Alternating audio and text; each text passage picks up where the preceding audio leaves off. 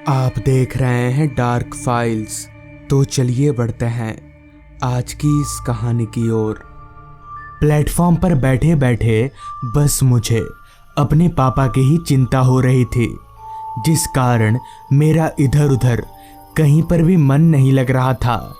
दरअसल आज दोपहर को जब मैं ऑफिस में था तो मेरे फ़ोन की रिंग बजी। मैंने जब फ़ोन देखा तो उस पर गांव से कॉल आ रहा था, तो मैंने तुरंत फ़ोन रिसीव किया तो सामने से मेरे छोटे भाई ने कहा, भैया आप जल्दी से घर आ जाइए, पापा की तबीयत कुछ ठीक नहीं है। भाई की ये बात सुनकर मैंने तुरंत ही अपने बॉस से बात की, तो काफ़ी दिनों से छुट्टी ना लेने के कारण बॉस ने भी मुझे जाने को कहा। तो उस समय मैंने जब अपनी घड़ी में वक्त देखा तो शाम के 4 बज रहे थे, जिस पर मैंने अपने मन ही मन में कहा, अगर मैं जल्दी जल्दी सारी तैयारी करूंगा तो 7 बजे वाली आखिरी ट्रेन मुझे मिल जाएगी। असल में मैं 2 सालों से यहाँ रेंट पर रहकर इस ऑफिस में काम करता हूँ और मेरा सारा परिवार गांव में रहता है। खैर, ऑफिस से निकलकर मैं जल्दी जल्दी अपने भाड़े वाले घर पर गया और गांव जाने की तैयारी करने लगा। सारी तैयारी करके ठीक 6 बजे मैं नज़दीकी स्टेशन जाने के लिए अपने घर से निकला और 6:30 बजे तक स्टेशन पहुंच गया और अभी प्लेटफॉर्म पर बैठकर अपनी ट्रेन का इंतज़ार कर रहा हूं। करीब आधा घंटा और इंतज़ार करने के बाद ट्रेन प्लेटफॉर्म पर आकर लग गई, तो मैं भी ट्रेन में चढ़कर बैठ गया। हालांकि मौसम ठंड का था, जिस कारण रात की ट्रेन काफ़ी खाली खाली सी थी।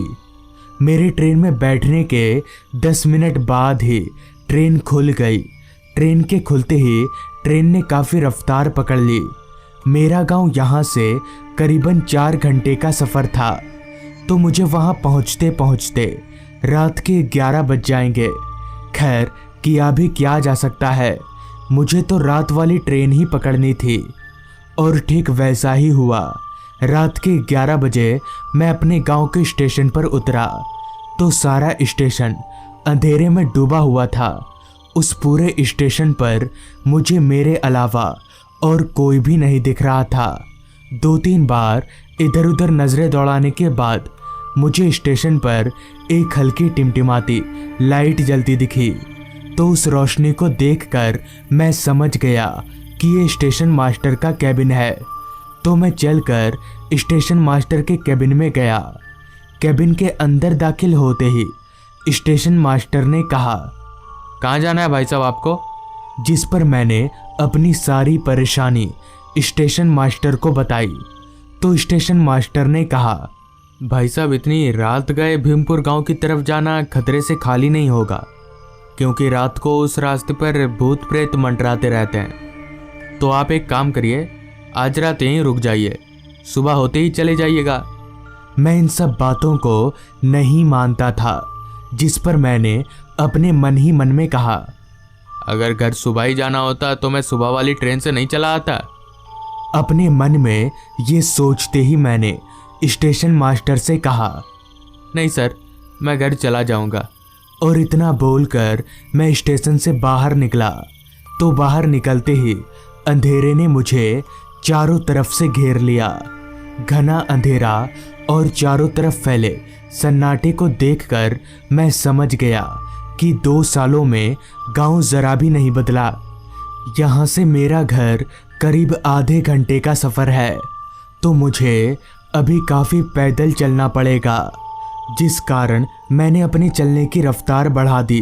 काफ़ी ठंड का मौसम होने के कारण पूरे रास्ते पर बस कोहरा ही कोहरा फैला हुआ था। मैं टॉर्च तो लाया नहीं था, जिस कारण चांद की हल्की रोशनी में मुझे जितना भी दिखाई दे रहा था वो सब कोहरे के कारण धुंधला धुंधला सा दिखाई पड़ रहा था।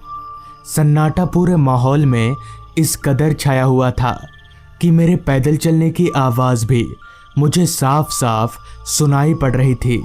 बीच बीच में आ रही रात कीड़ों की आवाज़ उस पूरे माहौल को और भी ज़्यादा सुनसान बना रही थी। कुछ दूर चलने के बाद मैं एक कच्चे रास्ते पर पहुंचा, जिस रास्ते के दोनों ओर बस लंबे लंबे पेड़ ही थे, जिस कारण चांद की हल्की रोशनी भी उस रास्ते पर नहीं पहुंच पा रही थी। अभी मैं उस रास्ते पर आगे बढ़ ही रहा था कि तभी रास्ते के किनारे झाड़ियों से अचानक ही एक आदमी हाथ में लालटेन लेकर निकला और मेरे आगे आगे चलने लगा। उस आदमी को अचानक झाड़ियों से निकलता देख मैं काफ़ी हैरान हुआ कि आखिर वो आदमी वहाँ क्या कर रहा था। उस आदमी ने लालटेन को इस कदर पकड़ रखा था कि उस लालटेन की रोशनी मुझे भी मिल रही थी, तो मैं भी उस लालटेन की रोशनी के सहारे आगे बढ़ने लगा। मगर काफ़ी ठंड होने के कारण उस आदमी ने अपना पूरा शरीर एक चादर से ढक रखा था, जिस कारण मैं उस आदमी को नहीं बल्कि उसकी चादर को ही देख पा रहा था। कुछ कदम ऐसे ही चलने के बाद मुझे ऐसा लगने लगा कि ये आदमी मेरे कदमों के साथ ही साथ अपने कदम बढ़ा रहा है। तो इस बात का पता लगाने के लिए मैंने अचानक से अपने कदमों को रोक लिया, तो मेरे ऐसा करते ही वो आदमी भी एकदम से रुक गया। उस आदमी की इस हरकत को देखकर मैं काफ़ी हैरान हुआ, जिस पर मैंने उस आदमी से कहा, भाई साहब कौन है आप? लेकिन मेरे ये पूछने पर भी उस आदमी ने कोई जवाब नहीं दिया, बस जोर जोर से हंसने लगा। उसकी हंसी मुझे कुछ जानी पहचानी सी लग रही थी।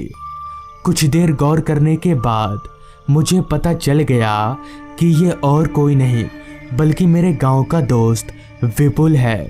तो मैंने उस आदमी से कहा, अरे विपुल तू है क्या? मेरे इतना बोलते ही वो आदमी मेरी ओर पलटा और अपने लालटेन को अपने चेहरे के करीब ले गया। फिर जब मैंने उसका चेहरा देखा तो हाँ, वो विपुल ही था। मैं विपुल को देखकर काफ़ी खुश हुआ और उससे पूछा, विपुल तू इतनी रात गए यहाँ पर क्या कर रहा है? इस पर विपुल ने कहा, कुछ नहीं यार, बस ऐसे ही। जिसके बाद हम दोनों वापस से आगे बढ़ने लगे।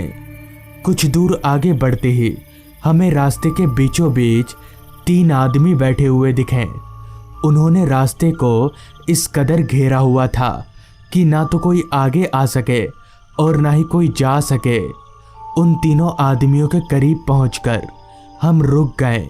तो इतनी रात गए ये तीनों लोग रास्ते को घेर कर क्यों बैठे हैं? अभी मैं ये सोच ही रहा था कि तभी मेरी नज़र उन तीनों के चेहरे पर गई। तो उनका चेहरा देखकर मेरे होश उड़ गए और मैं ज़ोर ज़ोर से कांपने लगा, क्योंकि उन तीनों का चेहरा पूरी तरह से जला हुआ था और उनकी आंखें सफ़ेद चमक रही थीं। ये देखकर मैं समझ गया कि ये तीनों इंसान नहीं बल्कि भूत हैं। इससे पहले कि मैं विपुल से कुछ कह पाऊँ, उन तीनों भूतों ने हम पर हमला कर दिया। तो विपुल ने चिल्लाकर मुझसे कहा, आदित्य तू भाग, मैं इनको देखता हूँ। मैं वहाँ विपुल को अकेले छोड़कर भागना तो नहीं चाहता था, मगर विपुल के बार बार कहने पर मुझे भागना ही पड़ा। जिसके बाद मैं भागता हुआ अपने घर पहुँचा और घर वालों को पूरी बात बताई। इस पर घर वालों की बात सुनकर मेरा सर एकदम से घूमने लगा, क्योंकि मेरे छोटे भाई ने कहा, यह कैसे हो सकता है? मैंने तो आपको बताया ही नहीं कि विपुल भैया को मरे तो 2 दिन बीत चुके हैं। ये सुनकर मैं समझ गया कि वो विपुल नहीं बल्कि विपुल की आत्मा थी, जो आज मेरी जान बचाने के लिए आई थी। तो दोस्तों, ये थी आज की कहानी। अगर आपको ये कहानी अच्छी लगी हो तो चैनल को ज़रूर सब्सक्राइब कर लें। तो मैं आपका दोस्त आर्यन जल्द ही मिलूँगा आपसे ऐसी ही एक कहानी के साथ।